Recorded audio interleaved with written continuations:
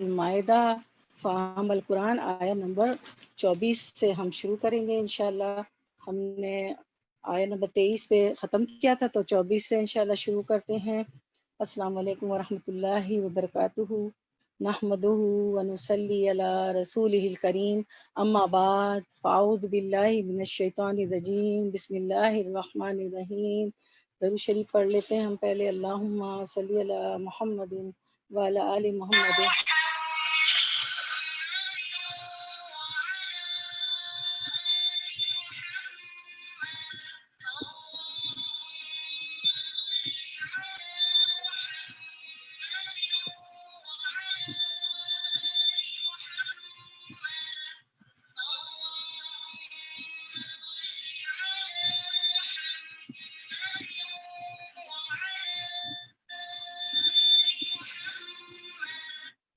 الحمد للہ الذی نحمدہ ونصلی علی رسولہ الکریم، اما بعد فاعوذ باللہ من الشیطان الرجیم، بسم اللہ الرحمن الرحیم.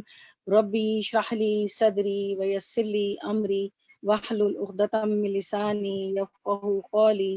ربی زدنا علما، اللہم فقہنا فی الدین، اللہم انفعنا بما علمتنا وعلمنا ما ینفعنا وزدنا علما. اللہم اہدی قلبی وسدد لسانی واسلق سقیمۃ قلبی، آمین یا رب العالمین. تو ہم شروع کرتے ہیں انشاءاللہ. پہلے تلاوت سنتے ہیں سورۃ المائدہ آیت نمبر 24. پہلے ہم اس کی تلاوت سن لیتے ہیں آج کی ہماری انشاءاللہ.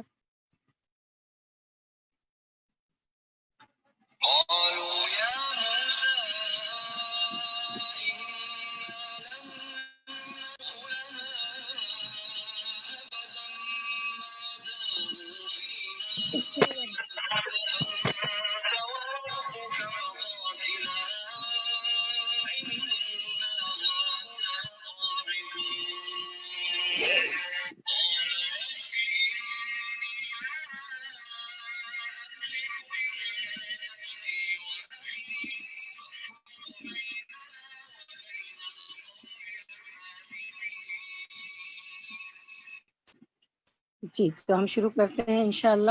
اور جو ہے آپ لوگ انشاءاللہ میں نے بتایا نا مغفرت کی دعا ہوگی. میری پیاری بہو میری بیٹی کا والد صاحب کا انتقال ہوگا انشاءاللہ، تو ہم اینڈ میں انشاءاللہ مغفرت کی دعا کریں گے انشاءاللہ. تو چلیں ہم شروع کرتے ہیں انشاءاللہ. پہلے ورڈ ٹو ورڈ ٹرانسلیشن میں کرتی ہوں انشاءاللہ. آیت نمبر 24 سے ہم شروع کرتے ہیں انشاءاللہ. آیت نمبر 24 سے انشاءاللہ. اچھا میرا جو ہے نا وہ جی ایک سیکنڈ ہاتھ لگ گیا. جی آیت نمبر 24 ورڈ ٹو ورڈ ٹرانسلیشن انشاءاللہ. قالو انہوں نے کہا، سورۃ المائدہ، یا موسیٰ اے موسیٰ، یا حروف ندا ہے، انا بے شک ہم، لن ہرگز نہیں، ندخلہا ہم داخل ہوں گے اس میں، ابداً کبھی بھی، ما دامو جب تک وہ رہیں گے، فیہا اس میں، فذہب پس جاؤ، انتا تم، و اور، رب کا رب تمہارا، فقاتلا پس تم دونوں جنگ کرو، انا بے شک ہم، ہا ہونا یہیں، قائدون بیٹھنے والے ہیں. رواں ترجمہ آیت نمبر 24 کا. قوم نے جواب دیا کہ اے موسیٰ، جب تک وہ وہاں ہے تب تک ہم ہرگز وہاں نہ جائیں گے، اس لیے تم اور تمہارا پروردگار جا کر دونوں ہی لڑ بھیڑ لو، ہم یہیں بیٹھے ہوئے ہیں. موسیٰ علیہ السلام کی قوم کا ذکر تو ہم پورا پڑھتے آئے ہیں، اور پچھلی آیتوں میں بھی پڑھا تھا کہ فرعون سے ان کو نجات دی اللہ تعالیٰ نے، ان پہ من و سلوہ نازل کیا، ان کو میدان تی میں جبکہ کوئی گھر ور نہیں تھے بادلوں کا سایہ کیا. پھر جو انہوں نے اپنا ملک چھوڑ دیا تھا، یوسف علیہ السلام کے زمانے میں مصر آ گئے تھے، تو موسیٰ علیہ السلام نے ان سے کہا کہ چلیں ہم اپنے ملک بیت المقدس چلتے ہیں جہاں مسجد اقصیٰ ہے. تو پچھلی آیت ہم نے پڑھی تھی، تو انہوں نے انکار کر دیا تھا کہ وہاں تو بڑے جبارین، بڑے زبردست لوگ رہتے ہیں اور ہم وہاں نہیں جائیں گے. اتنی ناشکری قوم تھی، اتنی نعمتیں اللہ نے دی. تو اس آیت میں بھی وہی ذکر ہے.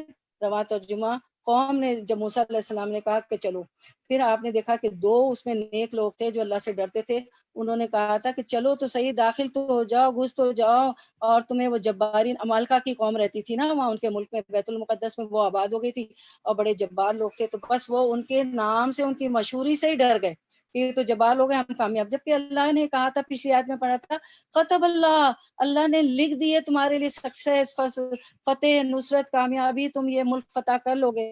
پھر بھی وہ جو ہے ان کے روب میں آ گئے، ان کی بہادری کے، جباروں کے، کہ وہ جبار ہے، اور کہا کہ ہم تو نہیں جائیں گے. لیکن 2 جو ڈرنے والے لوگ تھے، ان میں یشوع علیہ السلام بھی تھے اور دوسرا ایک صاحب بھی تھے. انہوں نے کہا کہ تم داخل تو جاؤ، گھس تو جاؤ، اللہ کا وعدہ ہے تمہیں کامیاب ہو جاؤ گے، تمہیں وہ زمین مل جائے گی، بیت المقدس تمہارا واپس مل جائے گا تمہیں.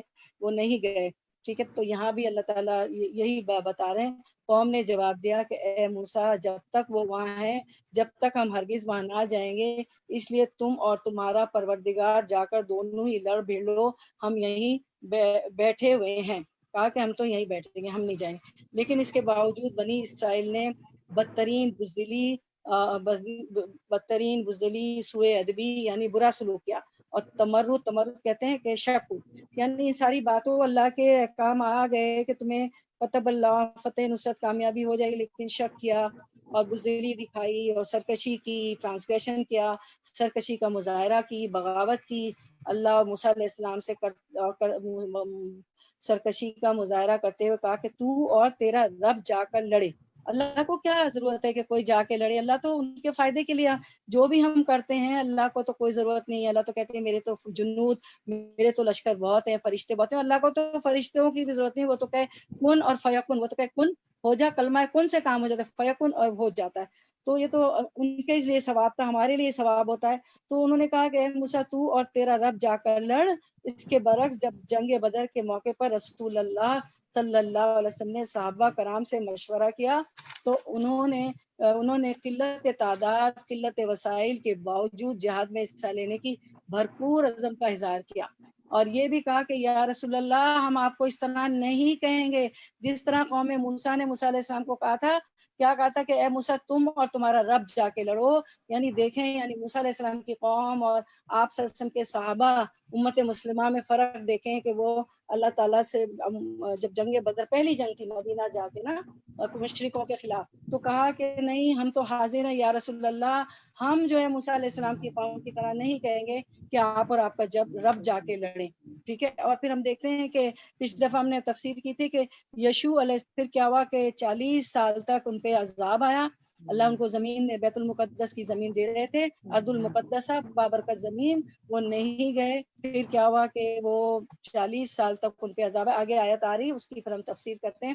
تو اب آپ دیکھیں، یہ جو ہائی لائٹڈ جو ہے عظما جی نے ہائی لائٹ کیا، یا رسول اللہ، ہم وہ نہیں کہیں گے جو موسیٰ علیہ السلام کی قوم نے کہا تھا کہ جاؤ تم اور تمہارا رب ان سے جنگ کرو، بلکہ ہم آپ کے دائیں بائیں، آگے اور پیچھے جمع ہو کر لڑیں گے. تو اب یہ جو ہے نا، جو راوی جو ہے نا، وہ کہتے ہیں میں نے دیکھا کہ نبی کریم صلی اللہ علیہ وسلم کا چہرہ مبارک چمکنے لگا اور آپ صلی اللہ علیہ وسلم خوش ہو گئے. اب آپ دیکھیں، کسی کو تسلی، اللہ کے نبی تھے، فرشتوں کا نزول ہوا تھا کہ 2000 فرشتے، کہیں آتا ہے 1000، آپ سورۃ البقرہ میں پڑھ چکی ہیں کہ جنگ بدر میں کتنے فرشتے نازل ہو گئے تھے مدد کے لیے. تو اللہ کے رسول تھے، اللہ کی مدد آ جاتی، لیکن انسان تھے نا. تو جب یہ صحابی نے کہا کہ ہم جو ہے موسیٰ علیہ السلام کی قوم کی طرح نہیں کہیں گے، ہم آپ کے دائیں سے پیچھے سے، آگے سے دائیں سے بائیں سے، آگے سے پیچھے سے جمع ہو کر لڑیں گے، تو آپ کا چہرہ مبارک چمکنے لگا. اور پھر یہ راوی کہتے ہیں، دیکھیں اوپر سے اگر میں پڑھوں، وہ کہتے ہیں کہ میں اوپر سے پڑھتی ہوں، ہم سے ابو نعیم نے بیان کیا، ہم سے اسرائیل بن یونس نے بیان کیا، ان سے مخارق بن عبداللہ بجلی نے، ان سے طارق بن شہاب نے، انہوں نے ابن مسعود رضی اللہ عنہ سے سنا، انہوں نے کہا کہ میں نے مقداد بن اسد رضی اللہ عنہ سے ایک ایسی بات سنی کہ اگر وہ بات میری زبان سے ادا ہو جاتی تو میرے لیے کسی بھی چیز کے مقابلے میں زیادہ عزیز ہوتی. وہ مقداد جو ہے، وہ فرماتے راوی دا نیریٹر آف دا حدیث، کہ مقداد جو تھے رضی اللہ عنہ، وہ نبی صلی اللہ علیہ وسلم کی خدمت میں حاضر ہوئے. نبی صلی اللہ علیہ وسلم اس وقت مشرکین پر دعا کر رہے تھے کیونکہ وہ حملہ کر رہے تھے، تو جنگ بدر ہونے والی تھی. تو انہوں نے عرض کیا کہ ہم موسیٰ علیہ السلام کی قوم کی طرح نہیں کہیں گے. تو راوی کہتے ہیں کہ میں مقداد کی بات سن کر، اگر میری زبان سے ادا ہو جاتی تو میرے لیے کسی بھی چیز کے مقابلے میں زیادہ ہوتی جو انہوں نے رسول اللہ سے کہی کہ ہم دائیں بائیں آگے پیچھے. تو یہ تھے صحابہ کرام کہ کسی طرح ہم جو ہے اللہ رسول کے کام کریں, بھلائیوں میں آگے بڑھیں. سابقون الاولون, آگے دوڑنے والے تھے. یہ حدیث مجھے اتنی پسند ہے, اس کا آپ اسکرین شاٹ لے سکتے ہیں, اور آپ تو لے ہی رہی سب کے اسکرین شاٹ ماشاءاللہ.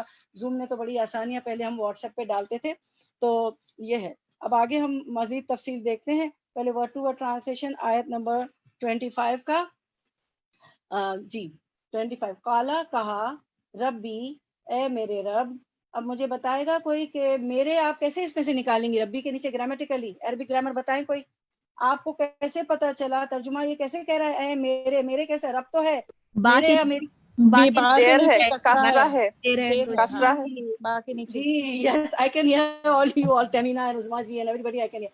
با کے نیچے کسرہ ہے جو یا, کیونکہ اس کو ہم پروناؤنس کریں ربی, یا آ گیا نا تو پروناؤنس کر رہے ہیں تو وہ ربی ہو گیا, کہ یا جو ہے اس کے لیے آتا ہے میرے لیے. ربی, اے میرے رب. بہت اچھی گرامر ہے آپ لوگ کی عربی کی. انشاءاللہ کلاسز بہت جلدی شروع کریں گے, ریزیوم ہوگی ہماری. انی, بے شک میں. اب دیکھیں یہاں تو یا آ گیا, کہہ رہے کہ میں, ہے نا. انی بے شک, انا تھا اور پھر یا مل گیا, تو انی بے شک میں, لا نہیں, املکو میں مالک, الا مگر, نفسی اپنے نفس کا. دیکھیں آج تو سارا آپ کو یا متکلم یا آ جا رہا ہے, اپنے نفس کا, یعنی پروناؤن آ رہا ہے, ضمیر آ رہی, وہ اور, اخی اپنے بھائی کا, پھر یا آ گیا میں, میرا اپنا. ففرق, پس جدائی ڈال دے, بیننا, بینا درمیان, نہ ہماری, وہ اور, بینا درمیان, القومی ان لوگوں کے, الفاسقین جو فاسق. جب انہوں نے یہ جواب دیا, اور آپ کو پتا ہے کہ نبی کبھی بھی اپنی برات نہیں پیش کرتے, وہ سالوں اور صدیوں جو ہے اپنی قوم پہ محنت کرتے ہیں, اور آپ پچھلا سارا رویہ پڑھتی آ رہی ہیں. منو سلوا دیا تو کہا کہ پیاز لہسن, وہ آسمان سے غذا آ رہی ہے اور وہ زمین کی غذائیں, آپ نے سارا ان کا رویہ پڑھا ہے. تو پھر جب حجت تمام ہو جاتی نا, کہ جب قوم مان کے ہی نہیں دیتی, جب نبی جو ہے اپنی برات پیش کرتے ہیں, تو موسیٰ علیہ السلام کہنے لگے الہی, اب اللہ تعالیٰ سے کہہ رہے ہیں الہی مجھے تو بس اپنے اور میرے بھائی کے, کسی کے اوپر کوئی اختیار نہیں ہے. موسیٰ علیہ السلام کہتے کہ اللہ تعالیٰ اب میرا اختیار تو اس قوم پہ نہیں ہے, مان کے ہی نہیں دے رہی. تفصیل آپ کو ساری پتا ہے نا, پوری ڈیٹیل, بہت لمبی کہانی ہم پڑھتے ہوئے آئے. تو موسیٰ کے کیا موسیٰ علیہ السلام کی قوم نے کتنی نافرمانی کی ہے, ہر نعمت کی ناشکری. تو کہتے ہیں کہ اللہ بس اپنے اور میرے بھائی کے, کسی اور پر کوئی اختیار نہیں ہے, میرا اختیار تو میرے بھائی پہ اور میں اپنے آپ پہ.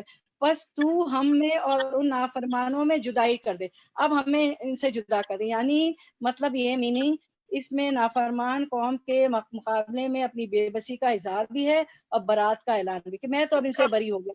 کیونکہ آخر میں اللہ تعالیٰ بیت المقدس کی ان کی زمین بھی ان کو دے رہے ہیں. مصریوں کے, فرعون کے ظلم سے بھی بچائے, جو بیٹیوں کو زندہ رکھتا تھا, ان کے بیٹوں کو قتل کرتا تھا وغیرہ, ساری ڈیٹیل آپ کو پتا ہے. اس کے باوجود زمین بھی مل رہی تھی, بیت المقدس, ارض المقدسہ تھا, آپ نے پڑھا تھا پیچھے, اس سے بھی انکار کر دیا. تو اب انہوں نے اپنی برات کا اعلان کر دیا کہ یا اللہ میرا تو اب ان پہ کوئی بس نہیں چلتا. اب اگلی آیت دیکھتے ہیں, آیت نمبر 26 ٹرانسلیشن. قال, آیت 26, قال فرمایا, فَإِنَّا پس, اِنَّا بے شک, ہاں وہ, محرمتن حرام کر دی گئی ہے. مجھے کوئی بتائے گا حرام کر دی گئی میں تا مربوطہ کیوں آیا, کیا حرام کر دی گئی, جلدی سے بتائیں. گرامر, چلیں گرامر ہی بتا دیں, تا مربوطہ کیوں ہے محرمتن میں. اور آرڈ ناؤن ہے, جی ناؤن ہے, اور کیا ہے, میل ہے فیمیل ہے, فیمیل فیمیل ہے, ٹائم آرڈ ہوتا ہے نا. اور وہ فہمینا جی کی بھی آواز مجھے آئی کہ یا دس از اباؤٹ دا لینڈ, بیت المقدسہ, کیونکہ ماشاء اللہ, awesome student. محرمتن, بہت خوشی ہوتی ہے, سبق یاد ہے آپ کو. محرمتن یعنی وہ زمین ان کے لیے حرام کر دی گئی, کیونکہ انہوں نے کہا نا ہم نہیں جائیں گے, مالکا سے ڈر گئے, اور جو بار کون سے ڈر گئے, علیہم ان پر, 40 سنتن سال, یتی ہونا وہ بھٹکتے پھریں گے, فی الارض زمین میں, فی میں الارض زمین, فلا فا پس لا نہ, تاسا تم افسوس کرو, القومی ان لوگوں پر یا قوم پر, الفاسقین جو کہ فاسق ہیں. ٹھیک ہے, رننگ ٹرانسلیشن 26. عثمان جی سب کو میوٹ کر دیں, عثمان جی کسی کے گھر سے آواز آ رہی ہے. ٹھیک ہے, 26 اوکے. 26 کا رواں ترجمہ. ارشاد ہوا کہ ہوا کہ اب زمین پر ان پر 40 سال تک حرام کر دی گئی ہے، یہ کھانا بدوش ادھر ادھر سرگرداں پھرتے رہیں گے، اس لیے تم ان فاسقوں کے بارے میں غمگین نہ ہونا۔ اب موسیٰ علیہ السلام نے اپنی برات پیش کر دی کہ اور اللہ تعالیٰ کو تو سب پتہ ہے، اللہ تعالیٰ تو سب جانتے ہیں، سب دیکھتے ہیں ہم کیا کرتے ہیں، وہ تو سینوں کے بھید تک جانتے ہیں، وہ تو بہت باریک بین ہے، لطیف الخبیر ہے۔ تو موسیٰ علیہ السلام نے بھی اپنی برات پیش کر دی کہ یہ تو کسی طرح مان کے نہیں دے رہے ہیں۔ تو پھر اب اس میں اس 26 میں بتایا جا رہا ہے کہ یہ میدان تی کہلاتا ہے، جس میں 40 سال یہ قوم اپنی نافرمانی اور جہاد سے اعراض کی وجہ سے سرگرداں رہی۔ اس میدان میں اس کے باوجود ان پر من و سلوہ نازل ہوا۔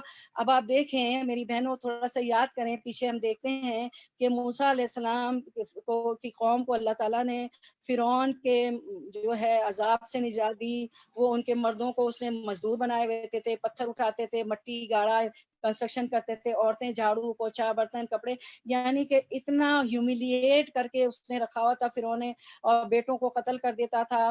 تو اللہ تعالیٰ نے اس کو غرق کر دیا دریا میں، سمندر میں، اور وہ موسیٰ علیہ السلام کے لیے وہ خشکی بن گیا سمندر۔ پھر وہ آتے ہیں میدان تی میں، ٹھیک ہے۔ اب یہاں میدان تی میں کوئی سایہ نہیں، کچھ نہیں ہے۔ یہاں موسیٰ علیہ السلام کہتے ہیں کہ چلو اپنے بیت المقدس، اپنا وطن فتح کرتے ہیں، جو ہم یعقوب علیہ السلام کے زمانے میں یعقوب علیہ السلام اور ان کے بیٹے مصر میں آ گئے تھے جب وہ وہاں کے بادشاہ بن گئے تھے یوسف علیہ السلام، تو اب وہ واپس جانا چاہتے تھے، انہوں نے جہاد سے بھی منع کر دیا۔ اب میدانی تی میں یعنی اتنے گناہ، جہاد سے بھی منع کیا، تو اس میں 40 سال یہ قوم اپنی نافرمانی اور جہاد کی اعراض کی وجہ سے سرگرداں رہی۔ اس میدان میں ان کے ان گناہوں کے باوجود ان پر من و سلوہ نزول ہوا، جس سے اکتا کر انہوں نے اپنے پیغمبر سے کہا کہ روز روز ایک ہی کھانا کھا کر ہمارا جی بھر گیا، بھائی ہم تو روز ایک کھانا نہیں کھائیں گے، روز من و سلوہ، روز نہیں، ہمیں تو ککڑی چاہیے اور دال چاہیے، وہ ادسا وہ بصل یہاں وفوم یہاں وہ ادس پڑھا ہے نا، ہمیں لہسن چاہیے، اور ساری آیتیں آپ کو پتہ ہے، تو ہمیں تو یہ سب چاہیے۔ تو موسیٰ علیہ السلام نے کہا تھا کہ چلو اللہ تعالیٰ کا اہبطوا مصرا، کہ تم اتر جاؤ، نکل جاؤ، اس زمین سے نکل جاؤ، کسی مصر میں کسی شہر میں چلے جاؤ، وہاں تمہیں سب ملے گا۔ تو اس میدان میں اس کے باوجود ان پر من و سلوہ کا نزول ہوا، جس سے اکتا کر انہوں نے اپنے پیغمبر سے کہا کہ روز روز ایک ہی کھانا کھا کر ہمارا جی بھر گیا، اپنے رب سے دعا کرو کہ یہ مختلف قسم کی سبزیاں اور دالیں ہمارے لیے پیدا فرمائے۔ ادعو ربنا، ادعو ربنا، اپنے رب سے دعا کرو۔ رب سے کیا تعلق تھا؟ اے میرے رب، اے میرے اللہ، اے میرے خدا، کچھ نہیں، اے موسیٰ ادعو ربنا، اللہ موسیٰ تم اپنے رب سے دعا کرو، یعنی ان ڈائریکٹ اللہ کو بھی ڈائریکٹ نہیں پکارتے تھے۔ ان کے فخر اور ان کی سرکشی اور بغاوت کا یہ عالم تھا۔ یہی ان پر بادلوں کا سایہ ہوا۔ پھر بادلوں کا سایہ بھی کیا تھا؟ میدان تی تو کھلا تھا، پتھر پر حضرت موسیٰ علیہ السلام کی لاٹھی مارنے سے 12 قبیلوں کے لیے 12 چشمے جاری ہو گئے۔ اللہ تعالیٰ نے موسیٰ علیہ السلام کو کہا کہ لاٹھی پہ، پتھر پہ لاٹھی مارو، کیونکہ ان کے 12 قبیلے تھے، تو 12 قبیلے کے لیے 12 چشمے اللہ نے پھوڑ دیے۔ اور پھر جو ہے 12 چشمے اس لیے پھوڑے کہ یہ قوم لڑے نا، آسانی سے ہر قبیلہ جا کے اپنے گھاٹ سے اپنے چشمے سے پانی پی لے، اور اس طرح کے دیگر انعامات ہوتے رہے۔ 40 سال بعد پھر ایسے حالات پیدا کیے کہ یہ بیت المقدس کے اندر داخل ہوئے۔ میری بہنوں، پچھلی آیتوں میں آپ نے اس کی تفصیل پڑھی تھی، میں پھر سے بتا دیتی ہوں۔ وہ یہ تھا کہ پھر یہ لوگ جو ہے شروع ہوتے تھے، جہاں سے شروع ہوتے تھے میدان تی میں، کہ چلو بیت المقدس چلتے ہیں، صبح چلتے، شام کو وہیں لوٹ کے آ جاتے، دنیا گول ہے نا، وہیں لوٹ کے آ جاتے جہاں سے چلے ہوتے تھے۔ یعنی یہ اللہ کا عذاب تھا۔ 40 سال یہ ہوتا رہا۔ پھر کیا ہوا کہ وہ جو 40 سال میں یہ ہوا کہ 40 سال کے اوپر جو لوگ تھے وہ 50-60 کے ہو گئے، ان کے تو مرنے کا ٹائم آ گیا، وہ فوت ہو گئے۔ اب جو نئی نسل تھی وہ جو ہے 20 کی ہوئی، 30 کی ہوئی، جتنے کی بھی 40 کی ہو گئی، انہوں نے یشوع بن نون کی سرکردگی میں بیت المقدس فتح کر لیا۔ پھر آپ نے پڑھا تھا پچھلی آیتوں میں کہ ان پہ انعامات نازل ہوئے، اللہ تعالیٰ ان سے راضی ہو گئے، ان کو سرزمین مل گئی۔ تو یہ ہوتا ہے، انہوں نے محنت کی۔ اور یشوع بن نون آپ پڑھتے ہیں کہ موسیٰ علیہ السلام کے غلام تھے۔ سورۃ الکہف آج بھی آپ نے پڑھی ہے جمعہ میں ماشاءاللہ، اس میں آپ پڑھتی ہیں جمعے کو کہ وہ خضر علیہ السلام کے پاس جب موسیٰ علیہ السلام جا رہے تھے تو یشوع بن نون کو ساتھ لے کے کشتی میں گئے تھے، اور یشوع بن نون وہی جو مچھلی جہاں سے راستہ کھوئے گی وہاں اللہ تعالیٰ نے کہا تھا وہاں آپ کو خضر علیہ السلام ملیں گے. تو ان کے غلام یشوع بن نون نے کہا تھا کہ ارے میں تو وہ, انہوں نے کہا بھوک لگی ہے کھانا دو. تو یشوع بن نون نے کہا ارے وہ مچھلی تو راستہ بنا کے نکل گئی.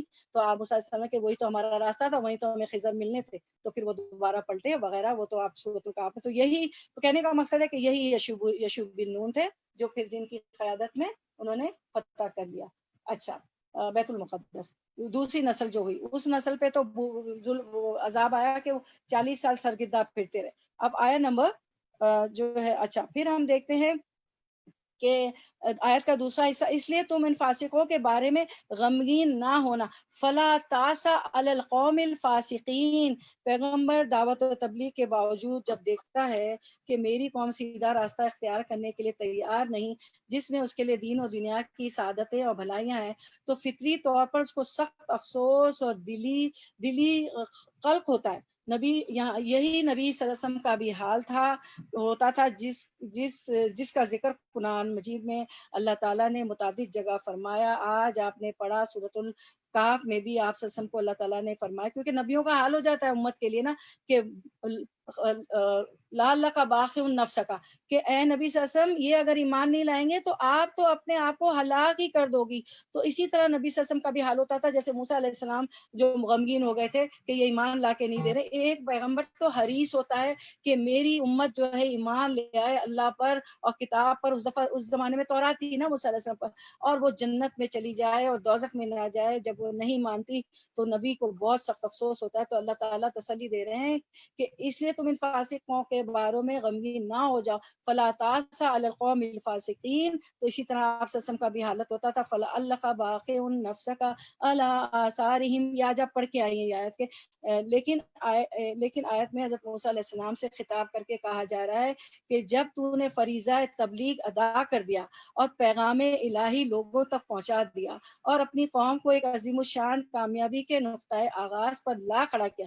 دیکھیے کامیابی کے نقطۂ آغاز پہ لا کھڑا کیا, اس سے بڑی کامیابی کیا ہو کہ ایک ہمارا آزاد ملک ہو, اسلامی ملک ہو, جس میں ہم اپنے سارے ریچولز, ہماری نمازیں, ہماری عبادتیں, ہماری عیدین, ہمارے روزے ہم سب ادا کر سکیں.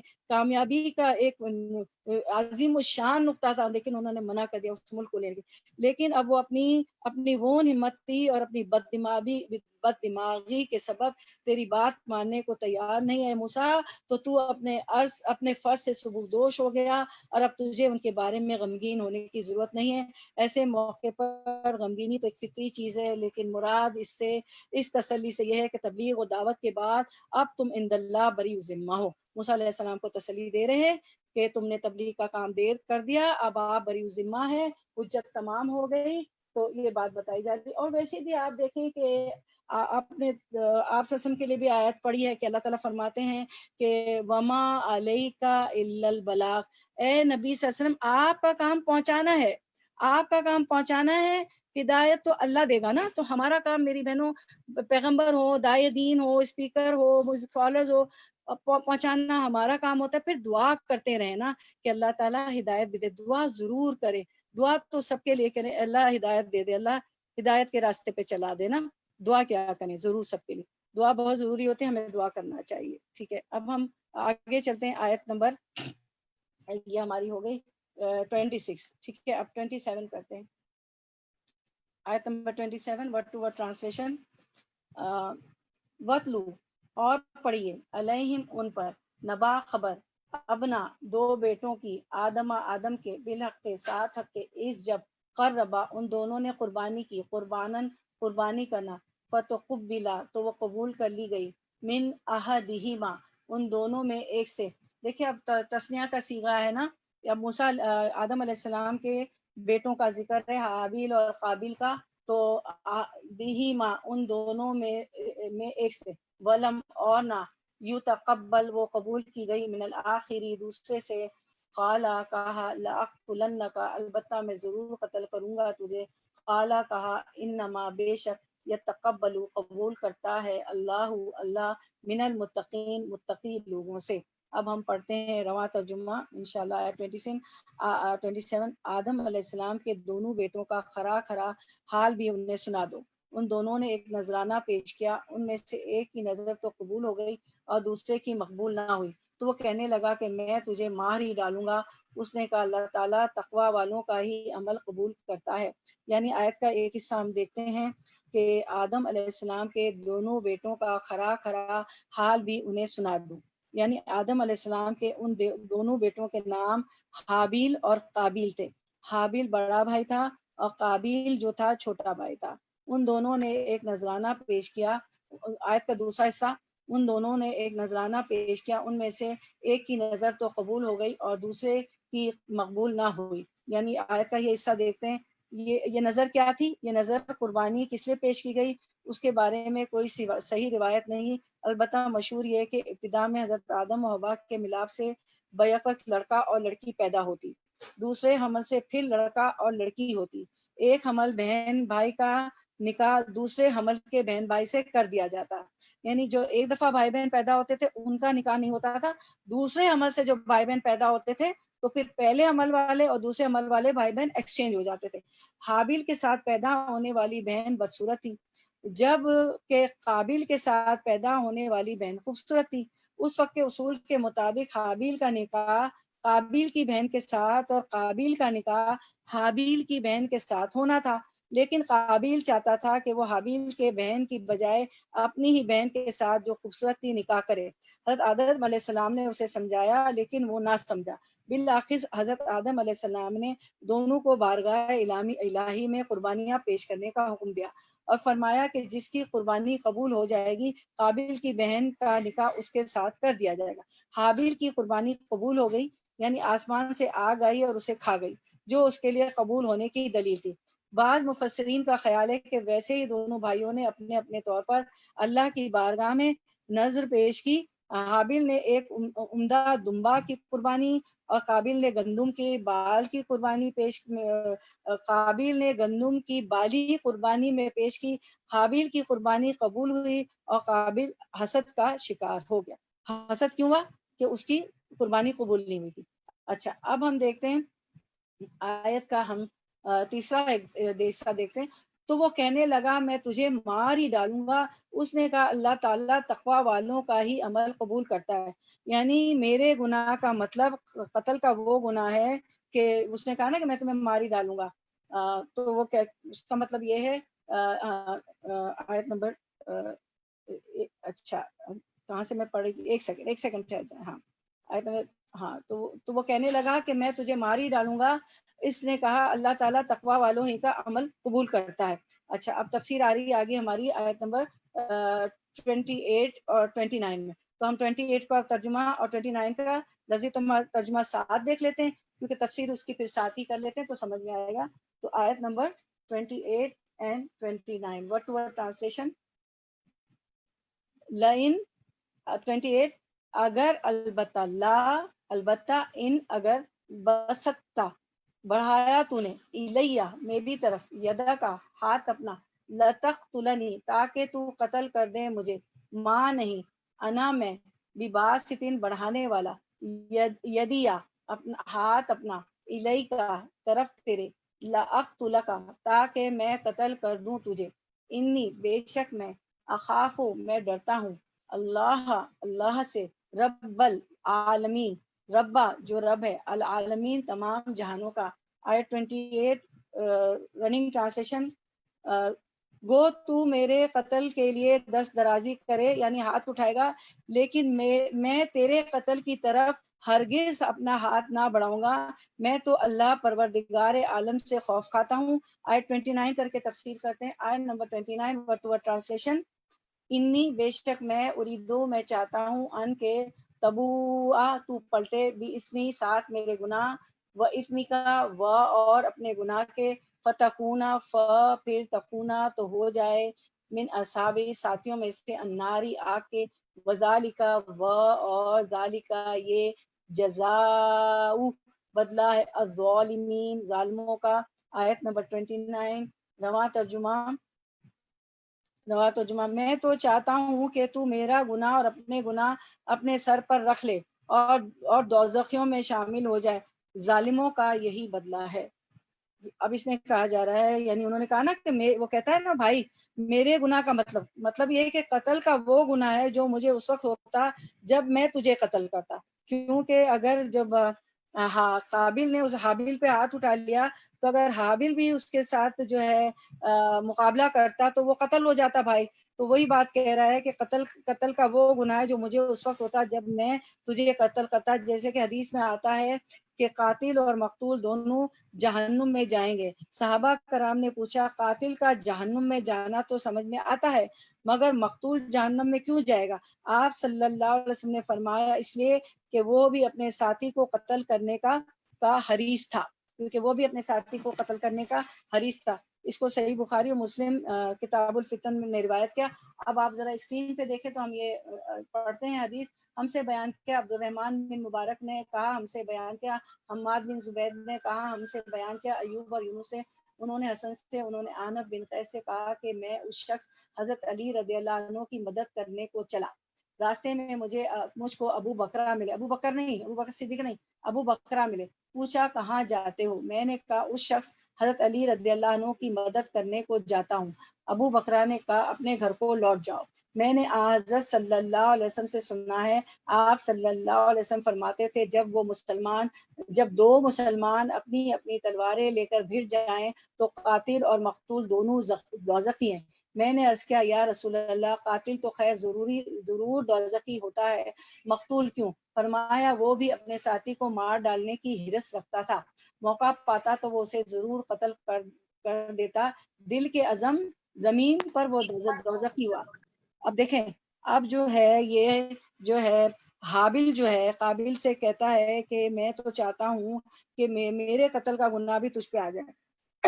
اس نے بالکل ہاتھ نہیں اٹھایا، کیونکہ یہ حدیث ہے نا بتاتی ہے کہ اگر کوئی آپ کو کوئی قتل کر رہا ہے اور مقتول بھی ہاتھ اٹھا لیتا ہے تو ضرور اس کو بھی لگ جائے گی چوٹ. نہ ہو سکتا ہے کہ وہ ہاتھا پائی میں اس کا بھی ہاتھ لگ جائے تو کیا ہوتا ہے اس طرح پہ قاتل مقتول دونوں دوزخی ہیں. تو اس لیے وہ اپنے بھائی پہ اس نے ہاتھ نہیں اٹھایا حابیل نے، کیونکہ قابل جو مارنے آیا قتل کرنے تو اس نے ہاتھ نہیں اٹھایا، اس کو معلوم ہے کہ پھر اس طرح قاتل اور مقتول دونوں میں بھی دوزخی ہو جاؤں گا. تو یہی بات یہاں بتائی جا رہی ہے کہ کیا کہا. میں نے عرض کیا رسول اللہ قاتل تو خیر ضرور دوزخی ہونا چاہیے، مقتول کیوں؟ فرمایا وہ بھی اپنے ساتھی کو مار ڈالنے کی حرص رکھتا تھا، موقع پاتا تو وہ اسے ضرور قتل کر دیتا، دل کے عزم زمین پر وہ دوزخی ہوا. تو اس لیے جو حابل جو تھا اس نے اب ہاتھ نہیں اٹھایا، کیونکہ پھر کیا ہوتا ہے قاتل اور مقتول جو ہے دونوں دوزخی ہو جاتے ہیں. اچھا اب آپ کو یہ جو حدیث مبارکہ یہ تو ہماری ہوئی کہ قاتل مقتول کی حدیث، ٹھیک ہے.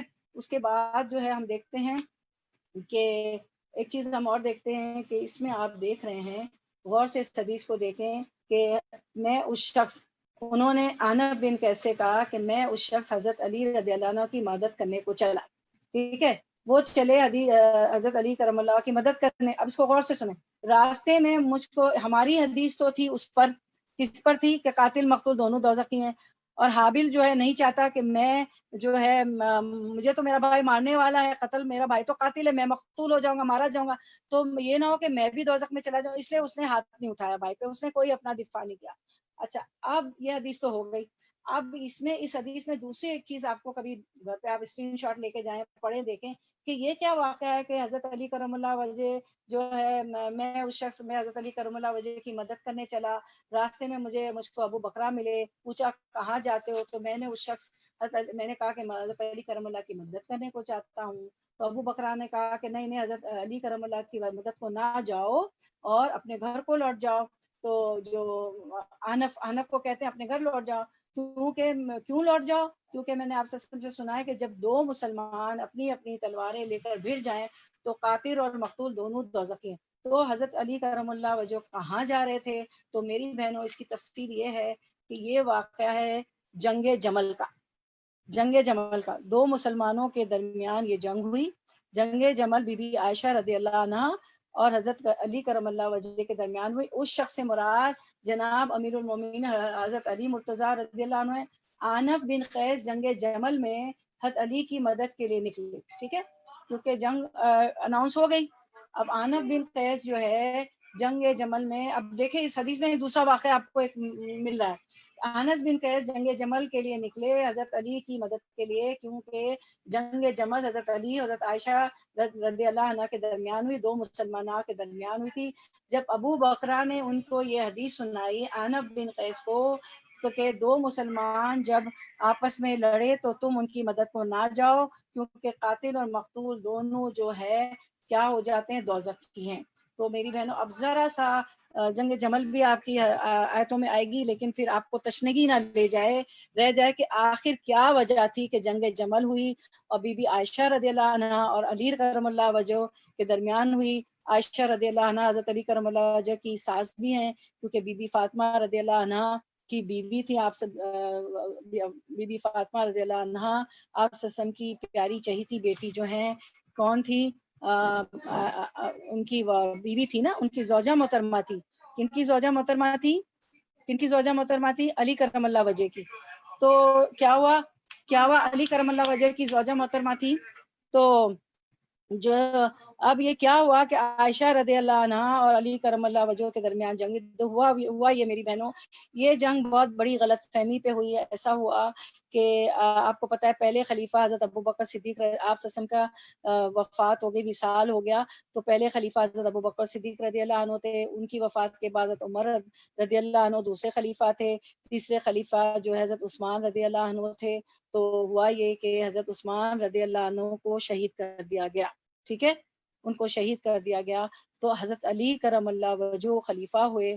اب لوگ دو گروپ بن گئے، ہر جگہ دو گروہ بن جاتے ہیں نا، دو گروہ ہو گئے. ایک گروہ نے کہا کہ پہلے حضرت علی کرم اللہ وجہ کو چاہیے کہ پہلے وہ تحقیق کریں کہ حضرت عثمان غنی رضی اللہ عنہ کے قاتل یا وہ شہید کرنے والے کون ہیں. ٹھیک ہے، حضرت علی کرم اللہ وجہ نے چاہا کہ ابھی ظاہر ہے وہ ایک رولر تھے، ایک خلیفہ تھے، ابھی وہ بیٹھے تھے. تو آپ کو پتا ہے ایک خلیفہ ایک حکمران وقت بیٹھتا ہے تو کتنے سارے ملک کے مسائل و فتوحات اتنی ہو گئی تھی، صرف مدینہ کی ریاست نہیں تھی، حضرت عمر اور عثمان رضی اللہ عنہ کے زمانے میں فتوحات بہت ہوئی تھی. اسلام دنیا کے کونے کونے تک کہاں تک پہنچ گیا تھا. اب کیا ہوا کہ عثمان غنی رضی اللہ عنہ کے دور میں آخری وقت پہ بی بی عائشہ رضی اللہ عنہ، ابو طلحہ، ابو زبیر رضی اللہ عنہ کچھ لوگوں نے مکہ جانے کا ارادہ فرمایا، تو وہ انہوں نے اجازت دے دی، مکہ تشریف لے گئے. اب بی بی عائشہ رضی اللہ عنہ مکہ میں تھی، یہ خبر پہنچی تو یہ بھی جو ہے ان لوگوں کے گروپ میں شامل ہو گئی جو یہ چاہتے تھے کہ حضرت عثمان غنی رضی اللہ عنہ کے کا جو ہے ہمیں پتہ چلے کہ ان کے شہید کرنے والے ان کے قاتل کون ہیں. ٹھیک ہے، ایک گروہ حضرت علی کرم اللہ وجہ کے ساتھ ہو گیا کہ جو ہے دیکھیں اب جنگ جمل پہ پہنچ گئے. ماشاءاللہ دین کتنا وسیع ہے. ایک گروہ، میں نے سوچا آپ کے تشنا لب نہ رہے، میں کہوں اچھا آئندہ کبھی بتاؤں گی، وہ تفصیل تو ہم کریں گے، میں ان شارٹ بتا. ایک گروہ حضرت علی کرم اللہ وجہ کے ساتھ ہو گیا کہ نہیں یہ ٹھیک کہہ رہے ہیں، پہلے یہ ملک کی یہ جو خلافت کی باغ دوڑ سنبھالیں، تھوڑا سا سیٹل ہو جائیں پھر دیکھیں. اب کیا ہوا کہ وہ آپ کو پتہ ہے فتوحات بہت تھی، تو حضرت علی کرم اللہ وجہ کے پاس بی بی عائشہ رضی اللہ عنہ، ابو طلحہ ابن زبیر جو ہے چلے گئے بصرہ. ٹھیک ہے، اب بصرہ پہنچ کر جو ہے اور اس بات کی پیشن گوئی پوری ڈیٹیل میں تو نہیں، ایک حدیث میں آپ صلی اللہ علیہ وسلم نے کر دی تھی کہ اے علی اور عائشہ رضی اللہ عنہ تم دونوں کے درمیان کوئی ایسی چیز ہو جائے، تو مطلب کہا تھا کہ ایک اشارہ دے دیا تھا. تو ہم دیکھتے ہیں کہ جنگ کے بعد حضرت علی کرم اللہ وجہ نے بہت عزت سے اپنے ان کے بھائی جو تھے بی بی عائشہ رضی اللہ عنہ کے بھائی عبد الرحمن حضرت علی کرم اللہ وجہ کے گروپ میں تھے، ان کو ان کے ساتھ بٹھا کر اونٹ پہ اور اسکاؤٹس کے ساتھ فوج کے ساتھ بڑی عزت سے مدینہ منورہ رخصت کر دیا تھا. تو میں اب میں بیچ کا حال بتاتی ہوں. تو اب کیا ہوا کہ ان لوگوں میں بات چیت ہوئی، ڈائلاگ ہوا، نیگوسیشن ہوا حضرت علی کرم اللہ وجہ اور بی بی عائشہ رضی اللہ عنہ کے درمیان کہ چلے ہم کوئی مصلحت پہ پہنچ جاتے ہیں. ٹھیک ہے، تو رات کو کیا ہوا کہ یہ کچھ جو دشمن جو تھے بصرہ کے، جو انہوں نے یہ سارا فتنہ کھڑا کیا تھا، ابھی عائشہ عثمان رضی اللہ عنہ کو جو ہے شہید کر دیا تھا، انہوں نے حملہ کر دیا اور پھر یہ دونوں بے خبر تھے. علی کرم اللہ وجہ کا گروپ، عائشہ رضی اللہ عنہا کا گروپ کہ ڈائلاگ ہو، بات چیت ہو، اور پھر انہوں نے ایسی غلط فہمی پیدا کر دی کہ ان کو لگا علی کرم اللہ وجہ کے گروپ کو کہ عائشہ رضی اللہ عنہا کا گروپ آگے، ان کو لگا کہ علی کرم اللہ وجہ کا گروپ، حالانکہ تھے وہ دشمن لوگ.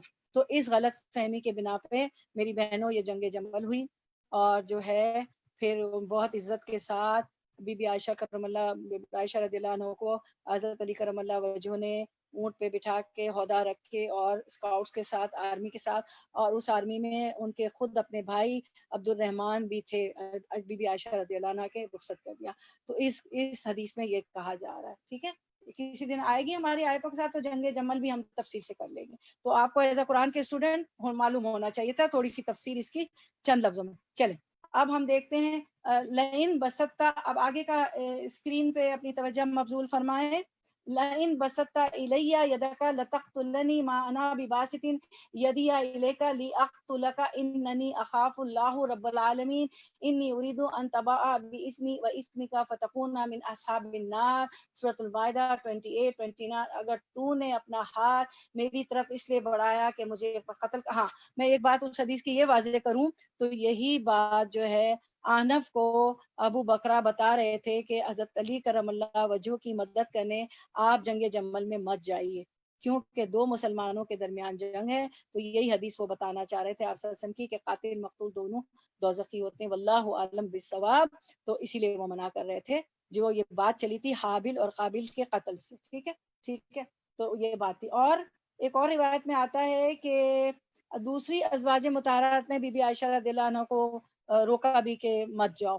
پھر بعد میں ایک کچھ اور روایت سے پتہ چلتا ہے کہ وہ اس دن کو بہت وہ کرتی تھیں کہ کاش میں نہ جاتی، لیکن وہ ان کا بھی ایک اچھا تھا کہ خیال تھا کہ نہیں عثمان رضی اللہ عنہ کے قاتلوں کا پتہ چلا جائے کہ کس نے شہادت کی، لیکن وہ دشمنوں نے غلط فہمی پیدا کر دی اور اس طرح یہ جنگ ہو گئی.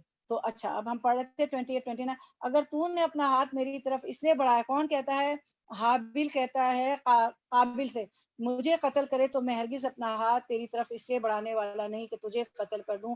بے شک میں اللہ سے ڈرتا ہوں جو سارے جہانوں کا رب ہے. میں تو یہ چاہتا ہوں کہ تو میرا گناہ اور اپنا گناہ لے کر لوٹے، پھر تو آگ والوں میں شامل ہو جائے. یہ ہماری آیت نمبر 29 ہم پڑھ رہے تھے، 29 تھی اور آپ نے حدیث بھی پڑھی. اچھا اس کے بعد ہم دیکھتے ہیں آیت نمبر نہیں، اب اس کے اور اسکرین پہ دیکھیں، اسی کو ہم کرتے ہیں انشاءاللہ. دیکھیں. اچھا اب آپ وسلم نے فرمایا تھا کہ ایک زمانہ آیا کہ حرج بہت ہوں گے. تو صحابہ کرام نے پوچھا کہ یا رسول اللہ صلی اللہ علیہ وسلم حرج کیا ہوتا ہے؟ تو آپ وسلم نے فرمایا کہ قتل بہت ہوگا، قتل عام ہوگا بہت. اور ہم دیکھ رہے ہیں اس زمانے میں قتل، تو قتل ایک فتنہ ہے. آخری قرب قیامت جو ہے بہت سارے فتنے ہوں گے. قرب قیامت جو سب سے بڑا ان میں سے ایک فتنہ قتل کا ہوگا. الفتن عربک میں الفتن کہتے ہیں، اردو میں فتنہ یا فتنے کہتے ہیں. تو قتل کا فتنہ تو آگے اسکرین پہ دیکھیں تو قتل کا فتنہ ہوگا جو کہ بہت ہو رہا ہے. آپ وسلم نے ہمیں بتا دیا ہے. فتنہ، فساد اور آپس کی لڑائی. ابو موسیٰ اشعری رضی اللہ عنہ نے روایت کیا، وہ کہتے ہیں کہ رسول اللہ صلی اللہ علیہ وسلم نے فرمایا بے شک قیامت سے پہلے فتنے ہوں گے اتنے سیاہ کالے جیسے اندھیری رات، یعنی حق اور باطل گڈمڈ ہو جائے گا. آدمی صبح کو مومن ہوگا اور شام کو کافر، شام کو مومن ہوگا اور صبح کو کافر. استغفر اللہ. اس میں بیٹھا ہوا کھڑے ہونے کی نسبت بہتر ہوگا اور چلنے والا دوڑنے والے سے بہتر ہوگا. سو اپنی کمانوں کو توڑ دینا، یعنی کہ تم کوئی حملہ کرنے آئے تو اپنی کمان، اپنی تیر، اپنی تلوار کسی سے نہ کرنا، اپنی کمانوں کو توڑ ہی دینا اور تانتوں کو کاٹ دینا. کمانوں کے جو تانت ہیں اس کو کاٹ دینا اور پھینک دینا، اور اپنی تلواروں کو پتھروں پر مارنا. لوگوں کو مت مارنا، پتھر پہ مار مار کر اس کو کند کر لینا، شارپ نہ ہو. ہم جیسے چھری تیز کرتے ہیں نا، تو اس کو پتھر پہ مار مار کر کند کر لینا، وہ شارپ نہ ہو، تیز نہ ہو. اگر کوئی تم پر چڑھ آئے تو آدم علیہ السلام کے بہتر بیٹے کی مانند ہو جانا. کہ کیا ہو جانا؟ آدم علیہ السلام کے بیٹے. حابل نے کیا کیا؟ قابل پہ ہاتھ نہیں اٹھایا. قابل کیونکہ قتل کرنے والا تھا تو ہاتھ نہیں اٹھایا. تو آدم علیہ السلام کے بہترین بیٹے کی مانند ہو جانا. سنن ابی داؤد 4264 نے اس کو روایت کیا. اب اپنی توجہ مبذول کریں کہ آدم علیہ السلام کے بہتر بیٹے کی طرح ہو جانا. فل یکن خیر ابن آدما، پس چاہیے یقون کے پس چاہیے کہ تو ہو جائے کا خیر جیسے بہتر تھا آدم علیہ السلام آدم علیہ السلام کا بیٹا جس نے اپنے بھائی پہ ہاتھ نہیں اٹھایا اور وہ مقتول ہو گیا، قتل کر دیا اس کو. ٹھیک ہے، تو یہ بات بتائی جائے. اب آیت نمبر ہماری ہے انشاءاللہ 30، آیت نمبر 30 رننگ ٹرانسلیشن کرتے ہیں. فتوات تو آسان کر دیا، لہو اس کے لیے، کس کے لیے؟ قابیل کے لیے، نفسہ اس کے نفس نے، قتل کرنا، اخیہ اپنے بھائی کا، فقتلہ تو قتلا اس نے قتل کر دیا، ہو اسے یعنی اپنے بھائی کو، فاصبحا پس اصبحا وہ ہو گیا، من الخاسرین خسارہ پانے والوں میں سے، نقصان اٹھانے والوں میں سے. رواں ترجمہ رننگ ٹرانسلیشن 30. بس اسے اس کے نفس نے اپنے بھائی کے قتل پر آمادہ کر دیا اور اس نے اسے قتل کر ڈالا جس سے نقصان پانے والوں میں سے ہو گیا. ٹھیک ہے، مطلب اس میں اب یہ بتایا جا رہا ہے کہ چنانچہ حدیث میں آتا ہے کہ اب حدیث آپ دیکھیے گا اسکرین پہ کہ جو قتل بھی ظلمن ہوتا ہے، قاتل کے ساتھ اس کے ناخون کا بوجھ آدم علیہ السلام کے اس پہلے بیٹے پر بھی ہوتا ہے، کیونکہ یہ پہلا شخص ہے جس نے قتل کا کام کیا. امام کثیر فرماتے ہیں کہ ظاہر بات یہ معلوم ہوتی ہے کہ قابل کو حابل کے قتل ناحق کی سزا دنیا میں ہی فوری طور پر دے دی گئی تھی. اب میں حدیث مبارکہ پڑھتی ہوں. عمر بن حفص بن غیاث، ان کے والد عامش، عبداللہ بن مروہ مسروق، حضرت عبداللہ رضی اللہ عنہ سے روایت کرتے ہیں کہ رسالت مآب صلی اللہ علیہ وسلم نے فرمایا، جب بھی دنیا میں کوئی ناحق قتل ہوتا ہے تو اس کے گناہ کا ایک حصہ آدم کے بیٹے یعنی قابیل پر ضرور ہوتا ہے، کیونکہ اسی نے قتل کا طریقہ ایجاد کیا تھا. میری بہنوں، ویری اسکیری حدیث، بہت ہی ڈرنے والی حدیث ہے. جو بھی برا کام ہم بنیاد ڈالیں گے تو برا کام کرنے والے کا سب کا جو ہے عذاب جو ہے اس کو ملتا رہتا ہے، کیونکہ پہلا قاتل قابیل تھا تو کیا ہوتا ہے، اس گناہ کا ایک حصہ آدم کے بیٹے پر ضرور ہوتا ہے کیونکہ اسی نے قتل کا طریقہ ایجاد کیا تھا. ٹھیک ہے، تو اب سارا اس پہ بھی بوجھ جاتا ہے، کس پہ؟ قابل پہ جاتا ہے. پھر ہم جو دوسری حدیث دیکھتے ہیں، حدیث میں آتا ہے، حدیث مبارکہ میں آتا ہے کہ نبی صلی اللہ علیہ وسلم نے فرمایا یعنی ظلم و زیادتی اور قطع رحمی یہ دونوں گناہ اس بات کے زیادہ لائق ہیں کہ اللہ تعالیٰ ان کی مرتکبین کو دنیا میں ہی جلد سزا دے، تاہم آخرت کی سزا اس کے علاوہ اس کے لیے ذخیرہ ہوگی جو انہیں وہاں بھگتنی ہوگی. اور قابیل میں یہ دونوں گناہ جمع ہو گئے تھے. ٹھیک ہے، اب ہم دیکھتے ہیں کہ عثمان بن ابی شیبہ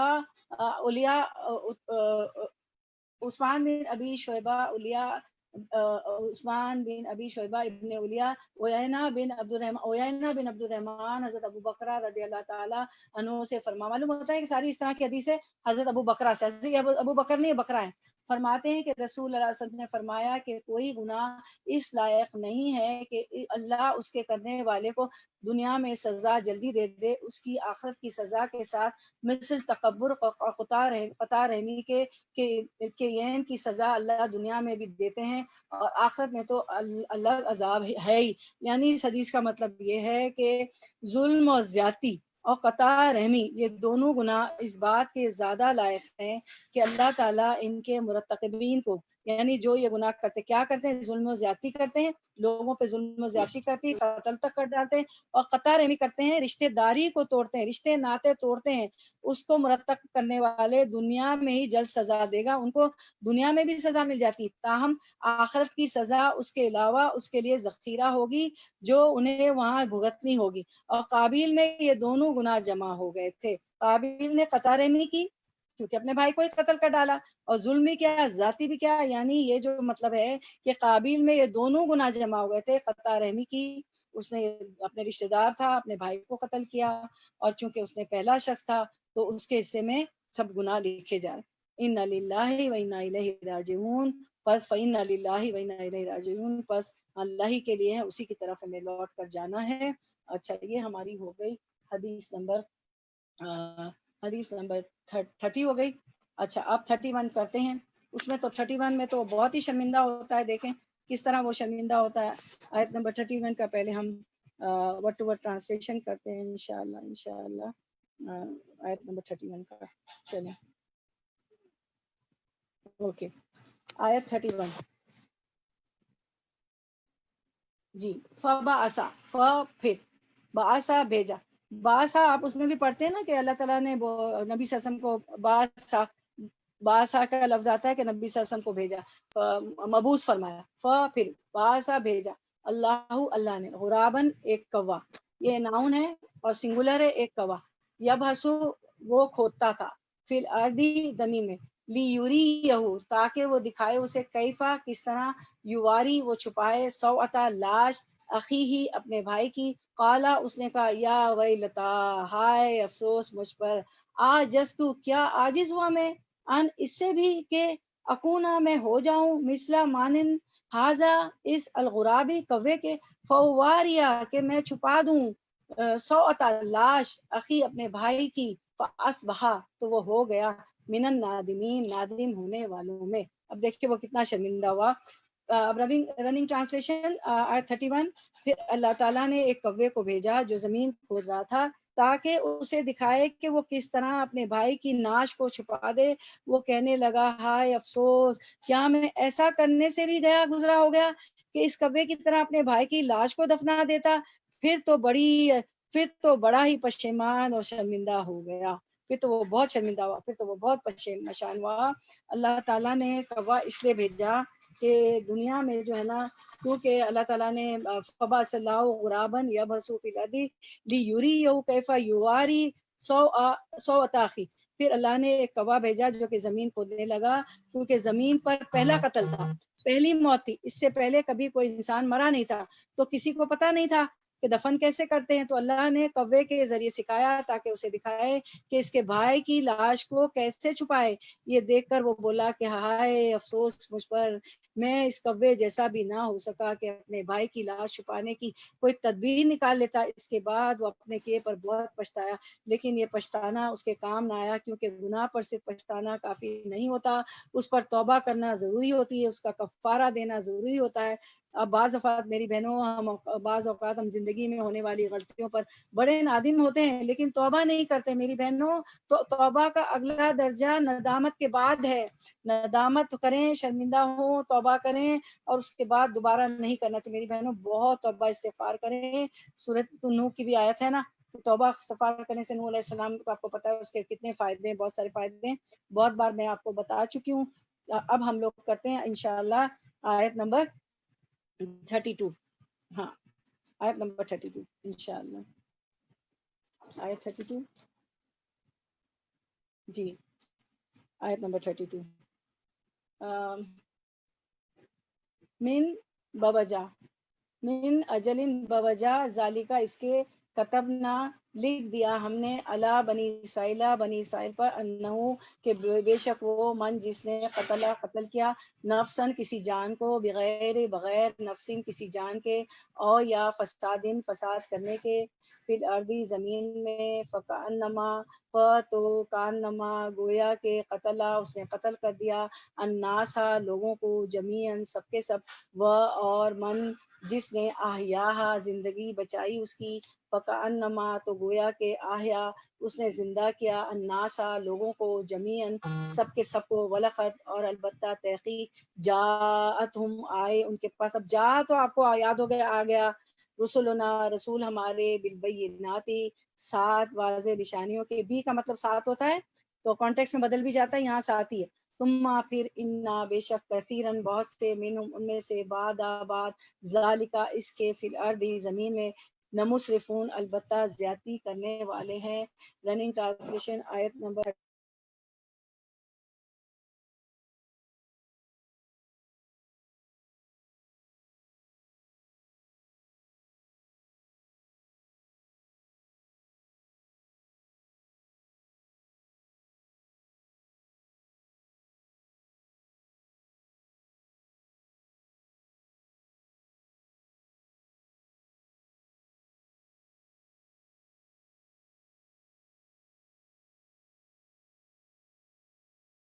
ان کا مائک میوٹ ہو گیا نا. کہاں سے پڑھوں، کہاں سے میوٹ ہو گیا تھا؟ یہ رننگ ٹرانسلیشن سے کریں آپ نا. اچھا رننگ ٹرانسلیشن، چلے رننگ ٹرانسلیشن پھر سے. اسی وجہ سے ہم نے بنی اسرائیل پر یہ لکھ دیا کہ جو شخص کسی کو بغیر اس کے کہ وہ کسی کا قاتل ہو یا زمین میں فساد مچانے والا ہو.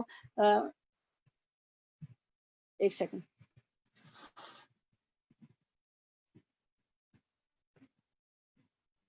جی اسی وجہ سے ہم نے بنی اسرائیل پر یہ لکھ دیا کہ جو شخص کسی کو بغیر اس کے کہ وہ کسی کا قاتل ہو یا زمین میں فساد مچانے والا ہو قتل کر ڈالے تو گویا اس نے تمام لوگوں کو قتل کر دیا، اور جو شخص کسی ایک کی جان بچا لے اس نے گویا تمام لوگوں کو زندہ کر دیا. اور ان کے پاس ہمارے بہت سے رسول ظاہر دلیلیں لے کر آئے، لیکن پھر اس کے بعد بھی ان میں کے اکثر لوگ زمین میں ظلم و زیادتی اور زبردستی کرنے والے ہی رہے.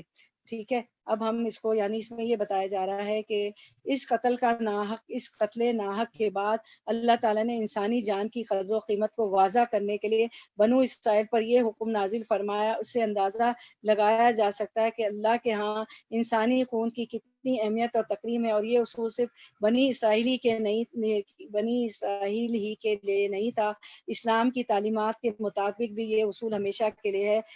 سلیمان بن ربیع کہتے ہیں کہ میں نے حضرت حسن بصری سے پوچھا یہ آیت ہمارے لیے بھی ہے جس طرح بنو اسرائیل کے لیے تھی؟ انہوں نے فرمایا ہاں، قسم ہے اس ذات کی جس کے سوا کوئی معبود نہیں، بنو اسرائیل کے خون اللہ کے ہاں ہماری خونوں سے زیادہ قابل احترام نہیں تھے. یعنی اللہ تعالیٰ نے انسانی جان کی حرمت حرم کعبہ سے بھی زیادہ ہے. اللہ تعالیٰ نے اپنے حرم کعبہ سے بھی زیادہ اس انسانی جان کی حرمت رکھی ہے. اور ان کے پاس ہمارے بہت سے رسول ظاہر دلیلیں لے کر آئے، لیکن پھر اس کے بعد ان میں کے اکثر لوگ زمین میں ظلم و زیادتی اور زبردستی کرنے والے ہی رہے. یعنی اس میں یہود کو زجر و توبیخ ہے کہ ان کے پاس انبیاء دلائل اور براہین لے کر آتے رہے، لیکن ان کا رویہ ہمیشہ حد سے تجاوز کرنے والا ہی رہا. اس میں گویا نبی صلی اللہ علیہ وسلم کو تسلی دی جا رہی ہے کہ یہ آپ کو قتل کرنے اور نقصان پہنچانے کی جو سازشیں کرتے رہتے ہیں یہ کوئی نئی بات نہیں ہے، ان کی ساری تاریخی مکر و فساد سے بھری ہوئی ہے. آپ بہرحال اللہ پر بھروسہ رکھیں جو خیر الماکرین ہے، تمام سازشوں سے بہتر تدبیر کرنے والا ہے. یہ ہماری آیت 32 تھی. اب انشاءاللہ آیت 33 کا رننگ ٹرانسلیشن ہم کرتے ہیں. 33 آیت نمبر 33.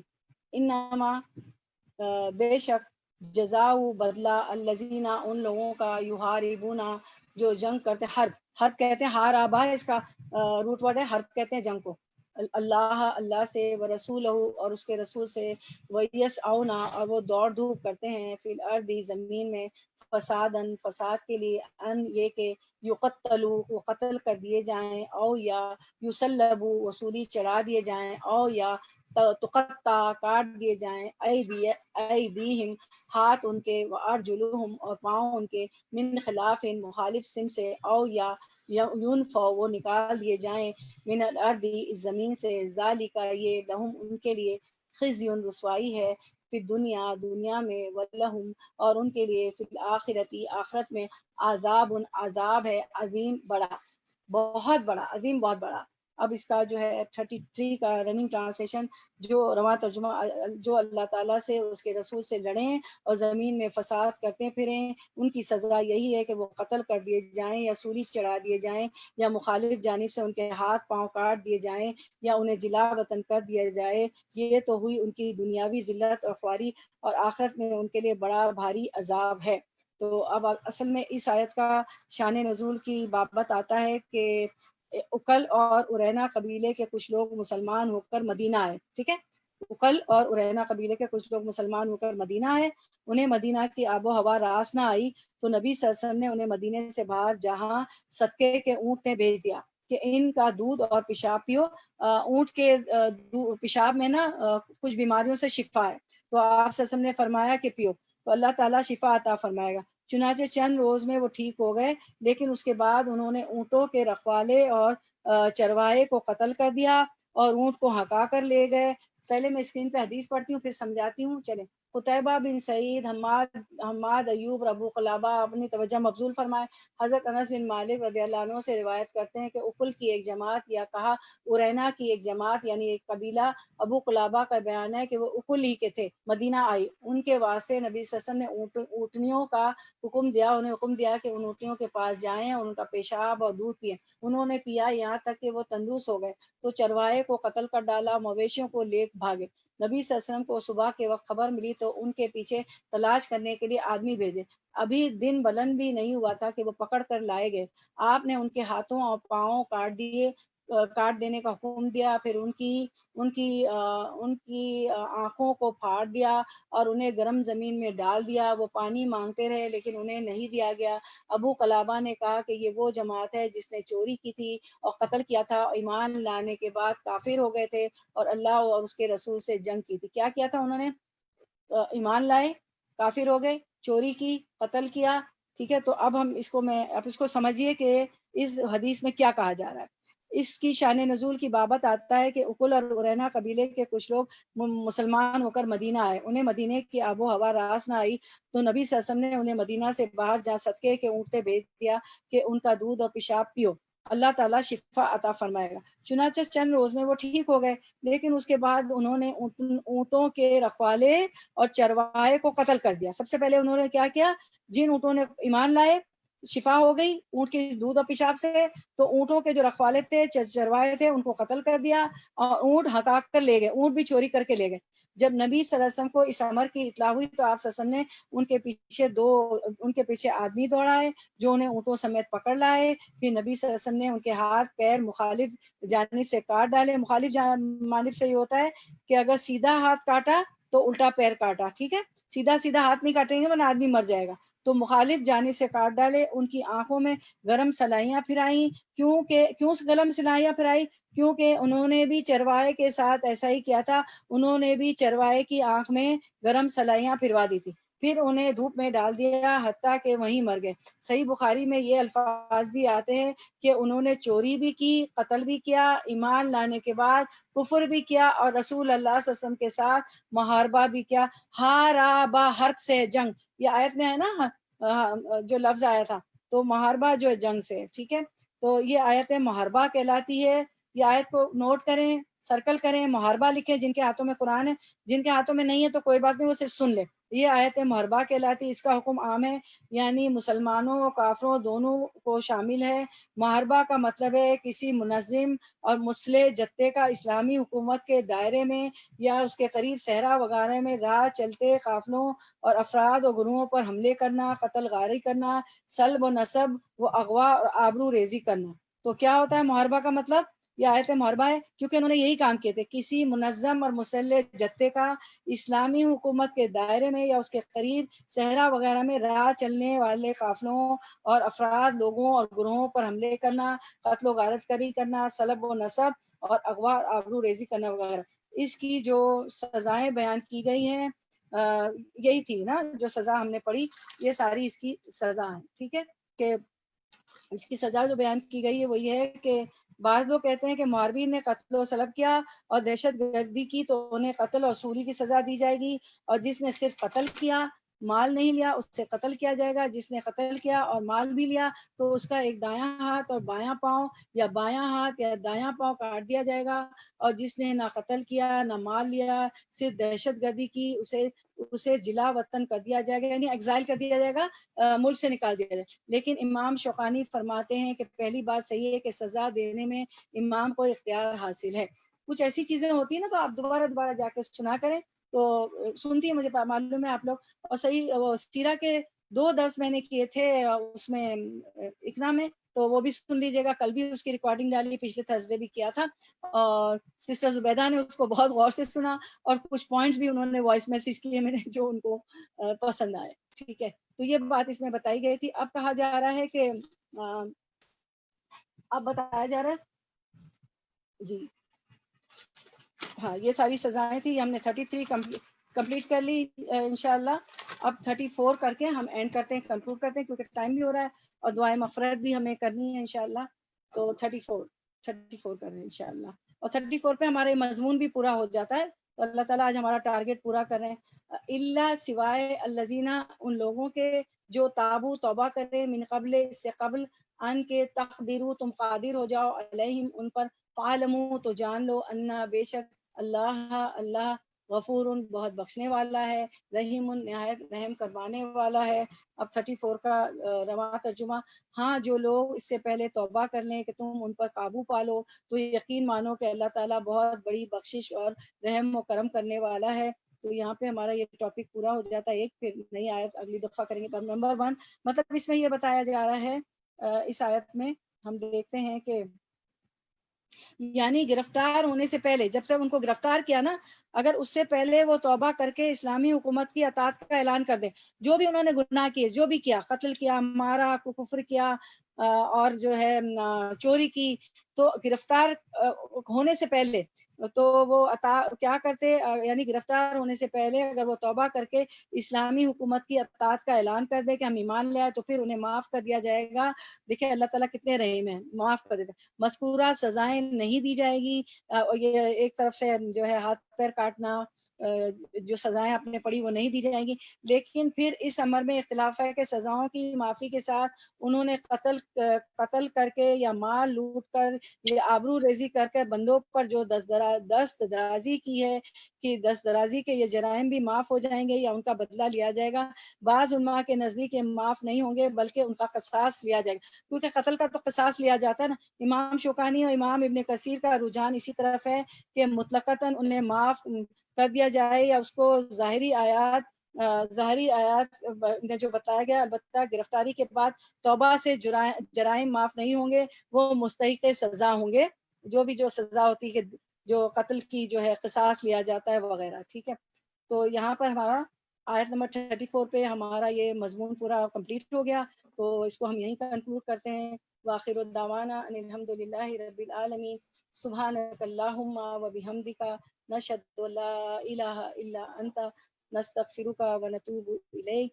تو ہم دعا کر لیتے ہیں انشاءاللہ مغفرت کی، کہ وہ میری جو بہو ہے ان کے والد صاحب کا انتقال ہو گیا ارلی مارننگ اور لیٹ نائٹ کو، تو ہم انشاءاللہ مغفرت کی دعا کر لیتے ہیں۔ چلیں انشاءاللہ۔ اعوذ باللہ من الشیطان الرجیم، بسم اللہ الرحمن الرحیم، الحمد للہ رب العالمین، الرحمن الرحیم، مالک یوم الدین، ایاک نعبد و ایاک نستعین، اہدنا الصراط المستقیم، صراط الذین انعمت علیہم غیر المغضوب علیہم ولا الضالین، آمین۔ اللہم صلی علی محمد وعلی آل محمد کما صلیت علی ابراہیم وعلی آل ابراہیم انک حمید مجید۔ اللہم بارک علی محمد وعلی آل محمد کما بارکت علی ابراہیم وعلی آل ابراہیم انک حمید مجید۔ میری بچی فاطمہ جا بھی نہیں سکی کوارنٹائن کی وجہ سے، بہت پریشان ہے، سب لوگ رو رو کے دعا کریں۔ ہم رفاقت بہن کی شوہر کا انتقال ہو گیا، تو ان کے لیے بھی، ہما بخاری کے جتنے ہمارے مسلمان مومن مومنات فوت ہوئے، اور میرے جو سمدوئی میری بہو کے والد فوت ہوئے، ان کے لیے ہم دعا کرتے ہیں، سب کے لیے ہم دعا کرتے ہیں۔ اللہم صلی علی محمد وعلی آل محمد کما صلیت علی ابراہیم وعلی آل ابراہیم انک حمید مجید۔ اللہم بارک علی محمد وعلی آل محمد کما بارکت علی ابراہیم وعلی آل ابراہیم انک حمید مجید۔ ربنا لا تؤاخذنا ان نسینا واخطأنا ربنا ولا تحمل علينا اصرا كما حملته على الذين من قبلنا ربنا ولا تحملنا ما لا طاقة لنا به واعف عنا واغفر لنا وارحمنا انت مولانا فانصرنا على القوم الكافرين۔ میت کی مغفرت کی دعا حضرت ابو ہریرہ رضی اللہ عنہ روایت کرتے ہیں کہ رسول اللہ صلی اللہ علیہ وسلم نے فرمایا، مرنے کے بعد انسان کے اعمال کے ثواب کا سلسلہ منقطع ہو جاتا ہے سوائے 3 طریقوں کے، جن کا ثواب میت کو پہنچتا رہتا ہے: صدقہ جاریہ، یہ لوگوں کو فائدہ دینے والا علم، یا نیک اولاد جو میت کے لیے دعا کرتی رہتی ہے۔ میری بچی بہت نیک ہے، اللہم اغفر لہ وارحمہ وعافیہ واعف عنہ واکرم نزلہ ووسع مدخلہ واغسلہ بالماء والثلج والبرد ونقہ من الخطایا کما نقیت الثوب الابیض من الدنس وابدلہ دارا خیرا من دارہ واہلا خیرا من اہلہ وزوجا خیرا من زوجہ وادخلہ الجنۃ واعذہ من عذاب القبر ومن عذاب النار۔ یا اللہ، آپ سے کی سکھائی دعا سے بہتر تو کوئی دعا ہی نہیں ہے۔ اللہ ان کی، یا اللہ ہمارے بھائی کی بخشش فرما دیجئے، ان پر رحم فرما دیجئے. جتنی ہم بات ہوئی ہے یا الہی بھائی کے ساتھ سب کی لیے ہم دعا کرتے ہیں. اے اللہ ان کی بخشش فرما دیجئے, اس پر رحم فرما دیجئے, ان سے درگزر کر کے انہیں معاف فرما دیجئے, ان کی اچھی مہمانی فرما دیجئے, ان کے داخل ہونے کی جگہ کشادہ کر دے, اسے برف پانی اور اولوں سے دھو ڈالیے, اور انہیں خطاؤں سے اس طرح معاف کر دیجئے جیسے آپ سفید کپڑا میل کچھ ایسے صاف کر دیتے ہیں, اور اسے ان کے اس گھر سے بہتر گھر عطا فرما دیجئے, اور ان کے گھر والوں سے بہتر گھر والے, اور ان کے ساتھی سے بہتر ساتھی عطا فرما دیجئے, انہیں جنت میں داخل فرما دیجئے, اور انہیں عذاب قبر اور آگ کے عذاب سے بچا لیجئے یا الہ العالمین. اللہم اغفر لی حینا و میتنا و صغیرنا و کبیرنا و ذکرنا و انثانا و شاہدنا و غائبنا. اللہم من احییتہ منا فاحیہ علی الایمان ومن توفیتہ منا فتوفہ علی الاسلام. اللہم لا تحرمنا اجرہ ولا تذلنا بعدہ. اے اللہ ہمارے زندوں اور مردوں کو بخش دے, اور چھوٹوں کو اور بڑوں کو, اور مردوں کو اور عورتوں کو, اور ہمارے حاضر اور غائب لوگوں کو بھی بخش دے. اے اللہ ہم میں سے جسے تو زندہ رکھے تو اسے ایمان کے ساتھ زندہ رکھ, اور جسے تم موت دے اسلام پر موت دے. اے اللہ ہمیں اس کے اجر سے محروم نہ رکھ. جو ہم نے مرنے والے کے لیے دعا کی ہے اس کے بعد ہمیں گمراہ بھی نہ کر یا الہ العالمین. میری سمدوئی جو ہے, میری فاطمہ کے جو والد ہیں, یا الہ العالمین بٹ صاحب کی مغفرت کر دے یا الہی. ان کے اور جتنی ہماری اموات ہوئی ہیں, رفاقت بہن کی, ہماری ہما بہن کی, سب کے لیے ہم کل مسلمان ان کے صدقے سے, ان کے واسطے سے ہم کل مسلمان مومن معاملات کے لیے دعا کرتے ہیں یا الہ العالمین. میرے سمدوئے کے درجات بلند کر دیجئے, جنت الفردوس میں اعلیٰ مقام عطا فرما دیجئے, ان کے قبر کے سوال جواب آسان کر دیجئے, ان سب کی یا الہی اگلی منزل آسان فرما دیجئے الہ العالمین. منکر نکیر کے سوال جواب آسان فرما دیجئے, ان کی قبر کو یا الہی وسیع کشادہ اور جنت کے باغوں میں سے ایک باغ بنا دیجئے یا الہ العالمین. ان کے تمام بچوں کو یا الہی صبر عظیم عطا فرما دیجئے یا الہی. ہماری راحلہ بہن, ان کی زوجہ محترمہ ہے, ان کو بھی یا الہی صبر عظیم عطا فرما دیجئے الہ العالمین, اور اس کا بہترین اجر ان سب کو عطا فرمائیے. اور یا الہی راحلہ بہن سے اور میری فاطمہ بیٹی سے اور ان کے تمام بچوں کو یا الہی ایسے کام لے لے صدقہ جاریہ والے کہ یا الہی ہمارے بھائی کے بٹ صاحب کے یا الہی مرتبے ہر سیکنڈ پہ, ہر منٹ پہ, ہر لمحے پہ بلند ہو, اور یہ صدقہ جاریہ بن جائے. یہ سب یا الہی ان کے لوائقین, ان کی زوجہ محترمہ, ان کی اولاد, سب ان کے لیے صدقہ جاریہ بن جائے الہ العالمین. انہیں صبر عظیم عطا فرما دیجیے. ان کے یا الہی ان کی تمام راحلہ بہن کی اور بچوں کی یا الہی تمام مشکلیں آسان فرما دیجیے, آگے کے سارے مسئلے آسان فرما دیجیے یا الہ العالمین. ہم تمام یا الہی جتنی ہم بات ہوئی سب کے لیے ہم یہ دعا کرتے ہیں, اور ہمارے بھائی بٹ صاحب کے لیے بھی کہ یا الہی ان کی قبر کو جنت کے باغوں میں سے ایک باغ بنا دیجیے, ان کو جنت الفردوس میں جگہ عطا فرما دیجیے یا الہی. ان کو اور ہم سب کو حوض کوثر کا پانی پینا نصیب فرما دیجیے گا.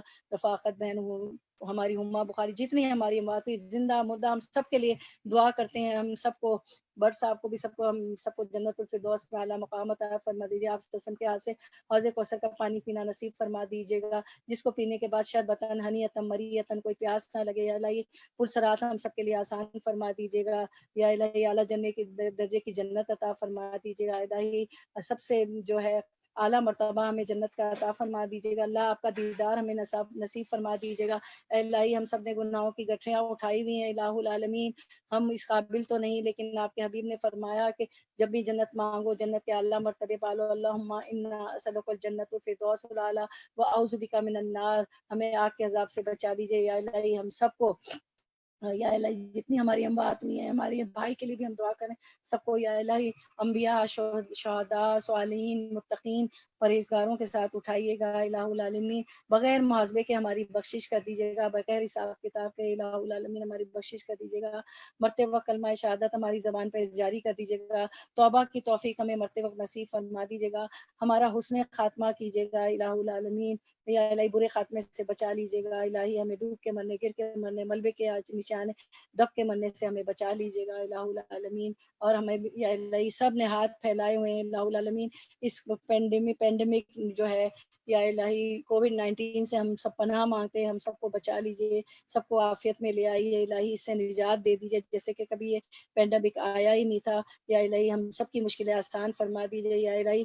میری یا الہی سب نے ہم نے ہاتھ پھیلائے ہوئے ہیں الہی، میری بیٹی فاطمہ نے بھی ہاتھ پھیلائے ہوئے ہیں الہی بھی ہماری سن لیجیے، خبر کو جنت کے باغوں میں سے ایک باغ بنا دیجیے الہ العالمین، ہمارے سب کے گناہ معاف کر دیجیے، اس کی قبر کو 7 ہاتھ وسیع فرما دیجیے، آپ کا وعدہ ہے کہ میں 7 ہاتھ وسیع کر دیتا ہوں، ان کے لیے جنت کی کھڑکی کھول دیجیے، ٹھنڈی ٹھنڈی ہوائیں، جتنی اموات ہوئی ہم برسات کی وجہ سے ان کے سب کے لیے دعا کریں، ٹھنڈی ٹھنڈی ہوائیں ان کے لیے آتی رہیں، اگلی مرحلے ان کے لیے آسان فرما دیجیے، ان کی زوجہ محترمہ، ان کے بچوں کو، راحلہ بھابی کو، بچوں کو صبر عظیم عطا فرما دیجیے الہی، ایسے کام لے لیجیے صدقہ جاریہ والے کے پل پل ان کے درجات بلند فرما دیجیے الہی، ان کی اگلی منزلیں آسان فرما دیجیے الہی، اور جتنی بات ہوئی ہے ہماری راحلہ بابی اور جتنے بھی سب کے بچے ہیں اور راحلہ بابی ہم بچوں کو الہی العالمین اس کا بہترین نجات عطا فرمائیے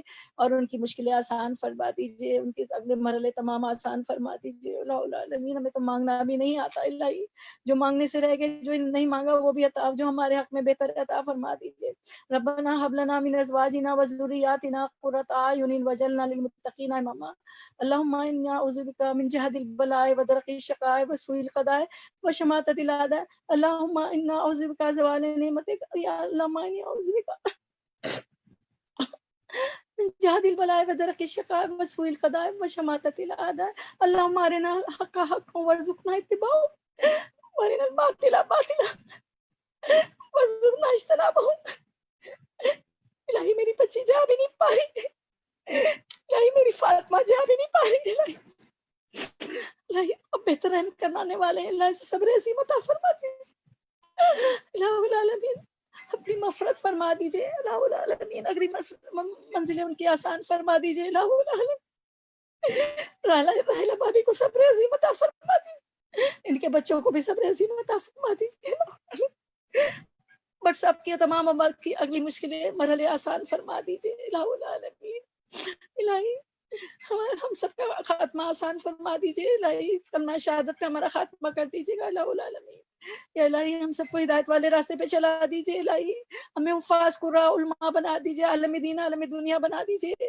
یا الہی نبی دھرم و دینار نہیں چھوڑتے، ہم سے نبیوں کا کام لے لیجیے، یا الہی نبی وراثت میں دین اور کتاب چھوڑ کے گئے، ہمر بالمعروف نہیں یعنی منکر کرنے والا بنا دیجیے، ہمیں حفاظ قراء عالم دین اسکالرز اٹھا دیجیے الہ العالمین، جی ہم آپ کے کلمے کا بول بالا کریں، یا الہی آپ کے دین کو پھیلانے والے بن جائیں الہ العالمین، ہماری دعاؤں کو سن لیجیے الہ العالمین، یا حیو یا قیوم برحمتک استغیث، یا ودود یا ودود یا ذو العرش المجید، یا مبدی یا معید یا فعال لما یرید، یا من ذا العزة التي لا ترام والملك الذي لا يدام، یا من لا نور یرکان عرش، یا مغیث واغثنا، یا مغیث واغثنا، الہی آپ کے صفاتی ناموں کے واسطے سے دعا کرتے ہیں جس سے دعا قبول ہوتی ہے، ان کی مغفرت کر دیں، بٹ صاحب کی تمام اموات کی مغفرت کر دیں الہی، ہماری بھی مغفرت کر دیجیے گا الہی، ہم تمام مشکلیں آسان فرما دے، بے اولاد کو اولاد دے، بے روزگار کو روزی دے دیں الہی، ہماری بہنیں جتنی حاضر ہیں سب نے ہاتھ پھیلا، سب کی مشکلیں آسان فرما دیجیے الہ العالمین، ہمارے بچوں کو ہمارے لیے صدقہ جاریہ بنا دے، بٹ صاحب کے بچوں کو ان کے لیے صدقہ جاریہ بنا دیجیے الہ العالمین،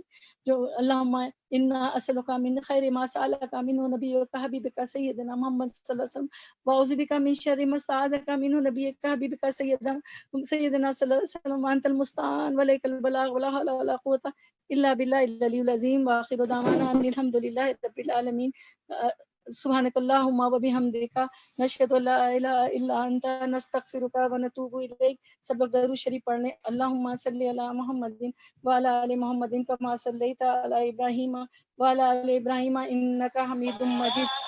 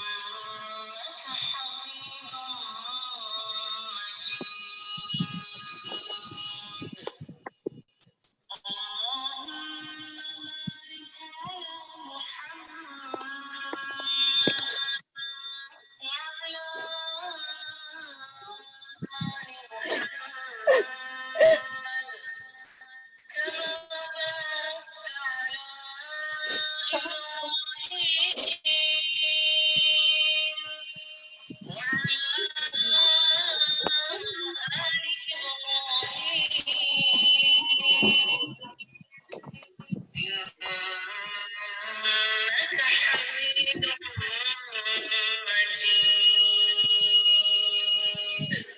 تعالیٰ قبول کرے. درود شریف کے بعد میں میری پیاری بہنوں آئی ایم ریئلی سوری, میں کل ہمارا سیٹرڈے والا درس نہیں ہوگا کیونکہ میں جاؤں گی میرے بچوں کے پاس. ابھی بھی میں نکل رہی ہوں انشاءاللہ. انیسہ اب آ رہے ہیں تو میں معذرت خواہ ہوں. کل بہت اچھی پریزنٹیشن تھی. ہمارا پورا ورچوئل درس حج پہ تھا کیونکہ ہماری آیت انگلش میں تھا, وہ آ رہی تھی. تو پلیز اس کو زیادہ سے زیادہ میں بھیجوں گی آپ کو لنک. پورا ہفتہ ہے, اس کو زیادہ سے زیادہ لوگوں کو بتائیں. پوری حج کی پریزنٹیشن ہم دکھائیں گے قرآن و حدیث کی روشنی میں, کیونکہ ہماری سورۃ البقرہ کی آیت آ رہی ہے ایسی. عظمیٰ بہن نے بہت اس پہ محنت کی ہے. تو انشاءاللہ اگلے سیٹرڈے کا ابھی سے سب کو کہنا شروع کر دیں. اگلا درس ہمارا منڈے کو ہوگا. گروپ ضرور دیکھا کریں, ٹھیک ہے, کیونکہ آج کل میرا جانا نا بچوں کے پاس رہے گا. ویسے بھی آپ لوگ اس دن بھی انیسہ اب ایک دم طبیعت خراب ہو گئی تھی.